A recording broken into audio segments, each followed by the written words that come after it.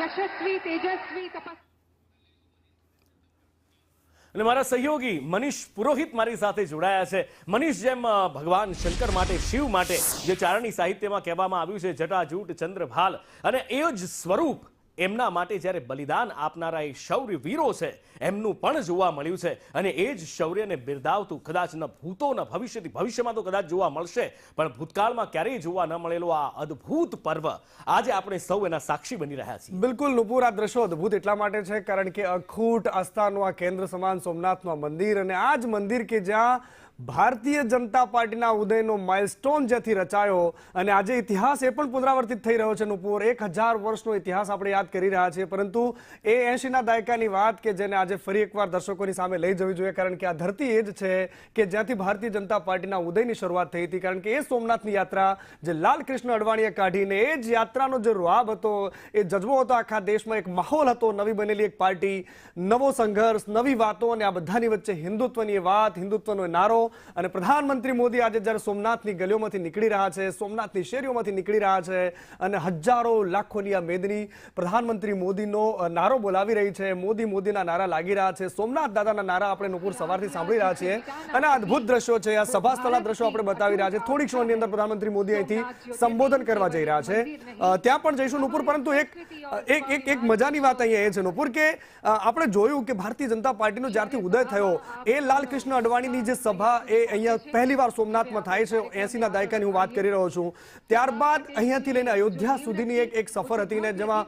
લાલકૃષ્ણ અડવાણીની બિહારમાં જઈને ધરપકડ થાય છે, એક આખો ઇતિહાસ ફરી ઉડીને આંખે આવી રહ્યો છે, કારણ કે સોમનાથનું મહત્વ એ ભારતીય જનતા પાર્ટીનો એક કાર્યકર્તા કદાચ ક્યારે ન ભૂલી શકે, એ વાત પણ ઇતિહાસનો સાક્ષી છે નુપુર। બિલકુલ ઇતિહાસનું સાક્ષી છે, કારણ કે જે સોમનાથ યાત્રા, સોમનાથથી લઈ અને છેક રામ મંદિર સુધીની એ યાત્રા હતી, અને ત્યાંથી જેમ તમે કહ્યું એ પ્રમાણેનો ઉદય થયો છે, અને એ ભારતીય જનતા પાર્ટીનો કોઈ કાર્યકર ન ભૂલી શકે। અને એ વખતના જે આપણે વડાપ્રધાન અત્યારના છે એ નરેન્દ્ર મોદી જ્યારે સંઘ માટે કામ કરી રહ્યા હતા, એ વખતના જ્યારે એમના ફોટા જોઈએ છીએ, એ વખતની એ સોમનાથની સભામાં પણ નરેન્દ્ર મોદી છે, અને આજે જ્યારે એ સત્તાના શિખર પર બેઠા છે ત્યારે પણ એ સોમનાથમાં છે। બંને વખતે ચહેરાનું તેજ એક સરખું દેખાય, દાદાના આશીર્વાદ દેખાય છે નુપુર, કારણ કે જ્યારે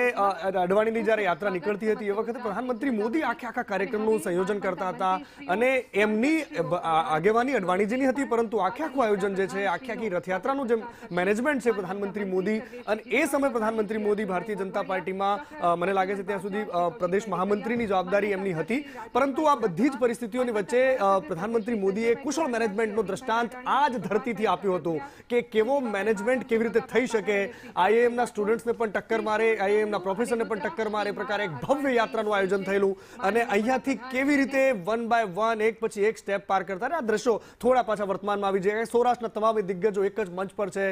થોડા સમય પહેલા ભારતીય જનતા પાર્ટીમાં આવેલા નેતાઓ હોય કે પછી સૌરાષ્ટ્રના ચૂંટાયેલા એ મંત્રીઓ જે રાજ્ય સરકારનું પ્રતિનિધિત્વ કરે છે, ત્યારે એ તમામ સોમનાથની ધરતી પર છે, અને અદ્ભુત દ્રશ્ય છે સોમનાથની ધરતીનું। 1000 વર્ષ પછી એ આસ્થાનું અડગ કેન્દ્ર કે જ્યાં આજે પણ શીશ ઝુકાવો અને સોમનાથ દાદાના સાક્ષાત દર્શન થાય, એ અનુભૂતિ કરાવે છે, એ ખળખળ વહેતો દરિયો નુપુર, અને એ જ્યારે આંખોની સામે દ્રશ્ય આવે, દાદાના ચરણો પખાળતો હિન્દ મહાસાગર હોય, અને જ્યારે અરબી સમુદ્ર હોય, અને નુપુર એ જે દ્રશ્ય જ્યારે કવિઓની શૈલીમાં પણ કહેવું હોય તો મને લાગે છે તમારી પાસે એના શબ્દો જોરદાર હશે નુપુર। બિલકુલ, એટલે એ જે દ્રશ્ય છે, સોમનાથ દાદાનું જે દ્રશ્ય છે, કદાચ એ સોમનાથને વર્ણવવું એ બહુ ખૂબ અઘરી વાત છે, કારણ કે ચરણ પખાળતો સમુદ્ર હોય અને એના પર ઉન્નત શિખરે ઉભેલું એ સોમનાથ દાદાનું મંદિર હોય, આ સરદાર સાહેબનું સપનું છે જે આપણે સાકાર થતું જોઈએ છીએ, પણ એમાં જ્યારે ભગવાન શંકરને જોઈએ તો કેવું એનું ચિત્ર હોય, ને સૌરાષ્ટ્રની ધરતી છે, પ્રભાસની ધરતી છે, તો સ્વાભાવિક રીતે કવિ દુલાભાયા કાગ એ ભગત બાપુ યાદ આવે। ભબકે ગણભૂત ભયંકર ભૂતળનાથ અધંકર તૈનક તે ભળકે તણયંબર બાદાય બંકર ગાજત જંગર પાહ ગતે ડમરુઈ ડડંકર બા જટંકર શંકર તે કૈલાસ રે પર મેહર મોદ ધરી પશુપાલન કામ પ્રજારણ નાચ કરે જી, કામ પ્રજારણ નાચ કરે। અને આ અદ્ભુત દ્રશ્ય છે, કારણ કે આ મનીષ એક આ જ્યારે સોમનાથની આપણે વાત કરીએ છીએ તો સોમનાથ માત્ર ને માત્ર એક ભગવાન શંકરનું જ એ ધરતી છે એવું પણ નથી, કારણ કે આ હરિ અને હરના મિલનની ધરતી છે, અને હરિ અને હરનું મિલન આના બે સાક્ષી છે। એક નાનકડી વાત ફટાફટ હું કહી દઉં કે મનીષ, એક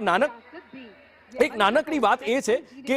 એક સાક્ષી એ છે કે જે મંદિર ત્રીજી વાર જે બન્યું, પહેલું ભગવાન ચંદ્રદેવે બનાવ્યું, એના પછી રાવણે મંદિર બનાવ્યું અને એ પછી ત્રીજું જે મંદિર બન્યું એ ભગવાન કૃષ્ણએ બનાવ્યું. અને જ્યારે ભગવાન કૃષ્ણનો દેહ ત્યાગ અને વૈકુંઠ જવાનો સમય આવ્યો ત્યારે પણ એ પ્રભાસની ધરતીમાં સોમનાથના શરણમાં આવ્યા હતા. અને અદ્ભુત ધરતી છે. રોકાવું છે એક બ્રેક માટે, ફરી પાછા બ્રેક બાદ આવીશું ત્યારે જોઈશું પ્રધાનમંત્રી મોદીનું સંબોધન